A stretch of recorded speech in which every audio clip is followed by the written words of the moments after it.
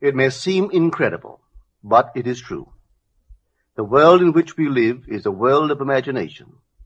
In fact, life itself is an activity of imagining. All that we behold, though it appears without, it is within, in our imagination, of which this world of mortality is but a shadow. Nothing appears or continues in being by a power of its own. Events happen because comparatively stable imaginal activities created them, and they continue in being only as long as they receive such support. Therefore, the secret of imagining is the greatest of all problems, to the solution of which everyone should aspire. For supreme power, supreme wisdom, and supreme joy lie in the solution of this great mystery. When man solves the mystery of imagining, he will have discovered the secret of causation, and that is, imagining creates reality. Divine imagining and human imagining are not two powers at all, but one. The valid distinction which exists between them lies not in the substance with which they operate, but in the degree of intensity of the operant power itself. Acting at high tension, an imaginal act is an immediate objective fact. Keyed low, an imaginal act is realized in a time process. Human history, with its forms of governments, its revolutions, its wars, and in fact the rise and fall of nations, could be written in terms of the imaginal activities of men and women. All imaginative men and women are forever casting forth enchantments, and all passive men and women who have no powerful imaginative lives are continually passing under the spell of their power. If imagination is the only thing that acts or is in existing beings or men, as Blake believed, then we should never be certain that it was not some woman treading in the winepress who began that subtle change in men's minds, or that the passion because of which the earth has been drenched in blood did not begin in the imagination of some shepherd boy, lighting up his eye for a moment before it ran upon its way. The future is the imaginal activity of man in its creative march. Imagining is the creative power, not only of the poet, the artist, the actor, and orator, but of the scientist, the inventor, the merchant, and the artisan. Its abuse in unrestrained, unlovely image-making is obvious, but its abuse in undue repression breeds a sterility which robs a man of actual wealth of experience. Imagining novel solutions to ever more complex problems is far more noble than to restrain or kill out desire. Life is the continuing solution of a continuously synthetic problem. Imagining creates events. Our world, created out of men's imagining, comprise unnumbered warring beliefs. Therefore, there can never be a perfectly stable or static state. Today's events are bound to disturb our yesterday's established order. Imaginative men and women invariably unsettle a pre-existing peace of mind. Hold fast to your ideal in your imagination. Nothing can take it from you but your failure to persist in imagining the ideal realized. Imagine only such states that are of value or promise well. To attempt to change circumstances before we change our imaginal activity is the struggle against the very nature of things. There can be no outer change until there is first an imaginal change. Everything we do, unaccompanied by an imaginal change, is but futile readjustment of surfaces. Imagining the wish fulfilled brings about a union with that state, and during that union we behave in keeping with our imaginal change. This shows us that an imaginal change will result in a change of behavior.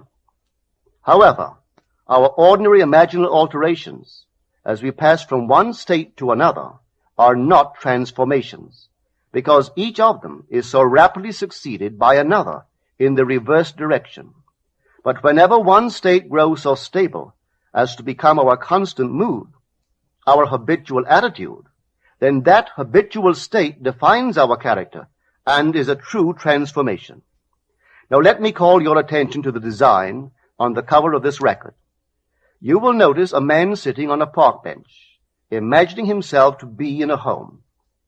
This is the secret of those who lie in bed awake while they dream things true.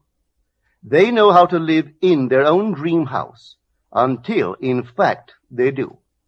Man, through the medium of a controlled waking dream, can predetermine his future. That imaginal activity of living in the feeling of the wish fulfilled leads man across a bridge of incident to the fulfillment of the dream.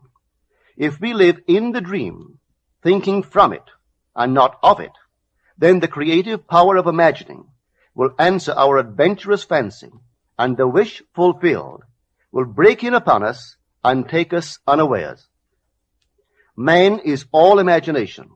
Therefore, man must be where he is in imagination, for his imagination is himself. To realize that imagination is not something tied to the senses or enclosed within the spatial boundary of the body is most important. Although man moves about in space by movement of his physical body, he need not be so restricted. He can move by a change in what he is aware of. However real the scene on which sight rests, man can gaze on one never before witnessed. He can always remove the mountain if it upsets his concept of what life ought to be. This ability to mentally move from things as they are to things as they ought to be is one of the most important discoveries that man can make.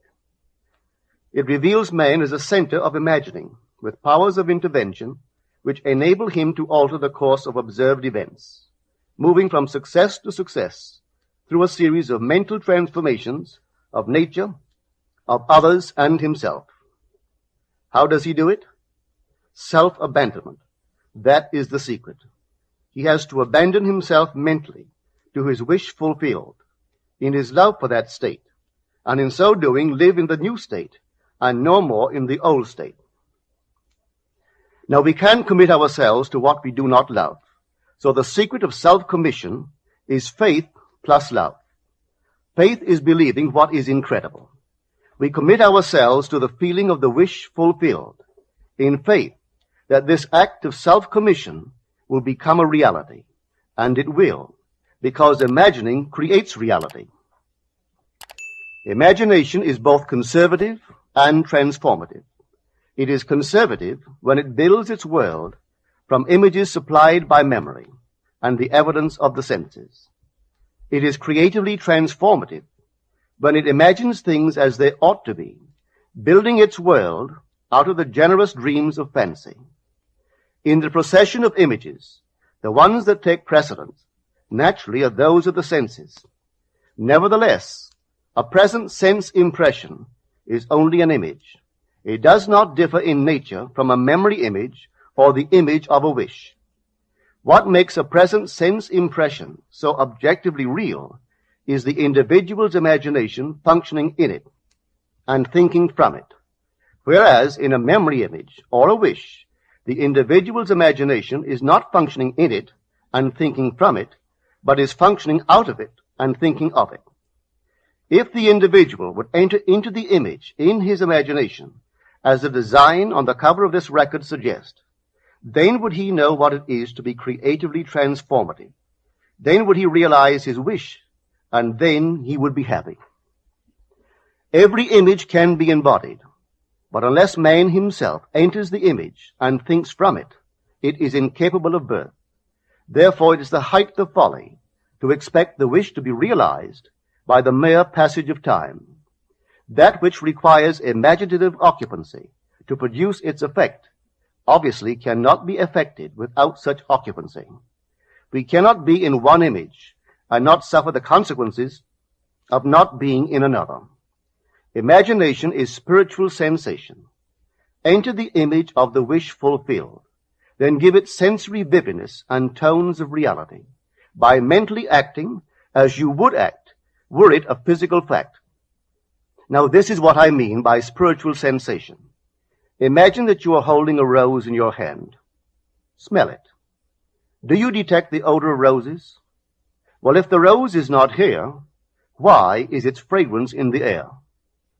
Through spiritual sensation, that is, through imaginal sight, sound, scent, taste, and touch, man can give to the image sensory vividness.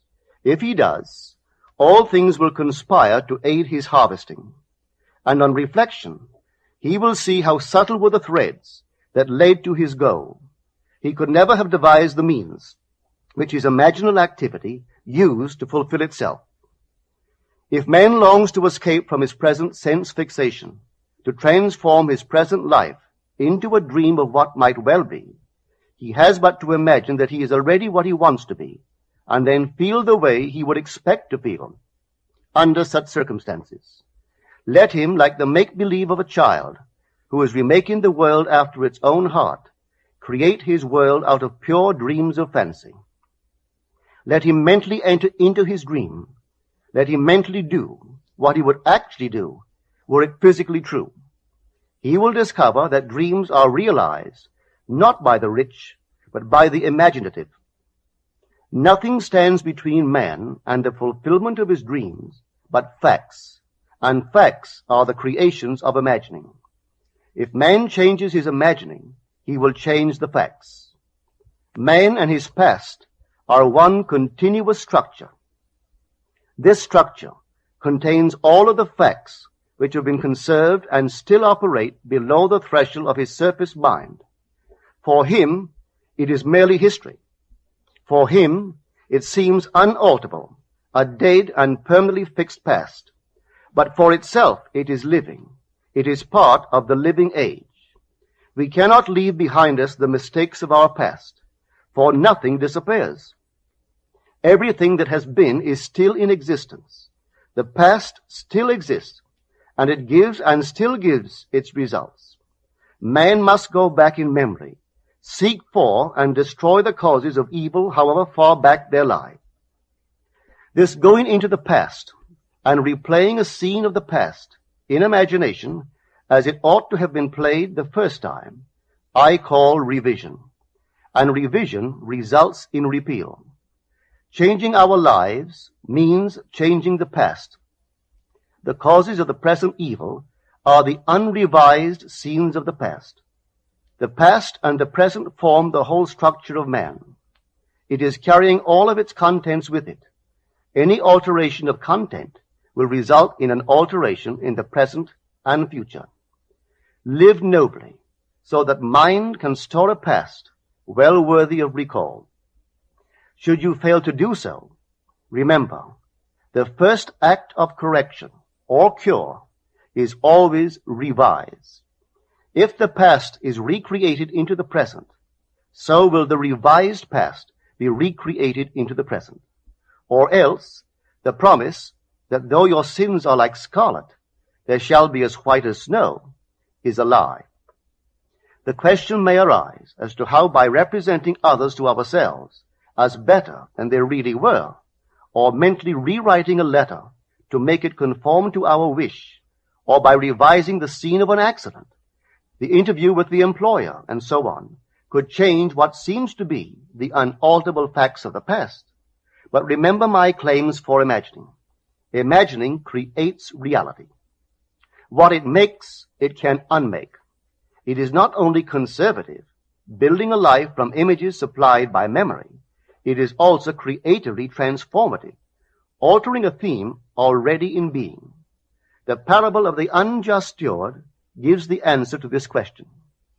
We can alter our world by means of a certain illegal practice, by means of a falsification of the facts, that is, by means of a certain intentional alteration of that which we have experienced. And all this is done in one's own imagination. This is a form of falsehood which not only is not condemned, but is actually approved in the gospel teaching. By means of such a falsehood, a man destroys the causes of evil and acquires friends. And on the strength of this revision, proves, judging by the high praise the unjust steward received from his master, that he is deserving of confidence. Because imagining creates reality, we can carry revision to the extreme and revise a scene that would be otherwise unforgivable. We learn to distinguish between man, who is all imagination, from those states into which he may enter. An unjust steward, looking at another's distress, will represent the other to himself as he ought to be seen. Were he himself in need, he would, like the man on the cover of this record, enter his dream house in his imagination and imagine what he would see and how things would seem and how people would act after these things should be. Then in this state he would fall asleep, feeling the way he would expect to feel under such circumstances. Would that all the Lord's people were unjust stewards, mentally falsifying the facts of life to deliver individuals forevermore. For the imaginal change goes forward until at length the altered pattern is realized on the heights of attainment. Our future is our imaginal activity in its creative march. Imagine better than the best you know.